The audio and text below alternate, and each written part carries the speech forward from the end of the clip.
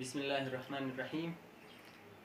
مونږ نن د وقار یونس ترې حجرې ته راغلي یو چې هغه د یو سیاسي پارټۍ نیشنل پارټۍ سره تعلق لري. نو ما وی چې د اوسني حالاتو په باره کې دوی نه یو څو تپوسونه وکړو. السلام علیکم. وعلیکم السلام ورحمۃ الله وبرکاتہ. وقار یونس خان څنګه چل دی؟ خیر دی، شکر دی. تاسو دعاګانې ډېره مهرباني، ډېره شکریه د CNN د NN TV والا چې دلته راغلو او خپل قیمتي وخت چې دی نو هغې موږ له راکړو. ډېره مهرباني، ډېره شکریه. ډېره مننه. څنګه تاسو د اوسني حالاتو په باره کې څه وایئ؟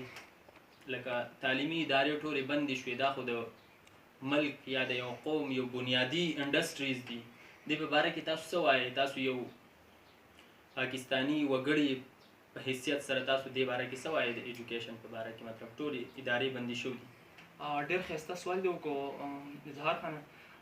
چې کومه دی دا کم ملک باندې چې کومه دا وبا راغلې ده، د مرض چې کومه راغلی دی، دا چېرته په یو ملک کې یا په یو ځای کې نه دی، دا بس په ټوله دنیا کې خور دی او یوازې موږ ته نه وي متاثره شوي، ټوله دنیا ته متاثره شوې ده. که هغه تعلیمي ادارې دي، که هغه د بزنس ادارې دي، که هغه هر طبقې سره هر قسم خلک دي، که مزدوران دي، د هغې نه ډېر زیات ټول خلک د هغې نه متاثره شوي دي.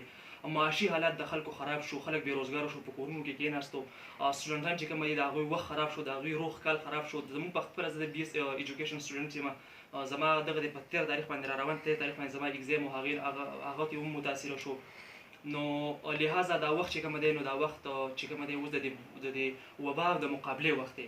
نو موږ له پکار دی چې ټول په یو سټیج باندې د حکومت پاکستان سره ودرېږو او چې کومه احتیاطي تدابیر دي په هغې باندې عمل وکړو او چې کومه دی نو د دې مرض او د دې وبا چې دی د هغې مخنیوی وشي. بلکل تاسو صحیح خبره وکړه. خو لکه زمونږ اوس راتلو خګرام په بازار کې نو زمونږ د خلکو اوس هم د مرض د وبا یا عذاب شو، دا چې دی نو سیریس سنجیده یې لکه نه دی اخیستی. خلکو یو مذاق د دې نه جوړ کړی دی. بازار هم ټول کولا او حکومت هم لکه دومره سختي نه کوي، دغه نه کوي. ټول خلک چې دغسې ګرځېدل له سره چې دی نو لکه مطلب هغه احتیاطي تدابیر چې دی هغه یې نه اپناول. بلکل دغه خبره ده. زه په خپله هم کله ناکله د بازار طرف ته وځم یا چېرته هسې بهر ته وځم چې وګورم نو ځای په ځای باندې خلکو ګڼه جوړه کړي.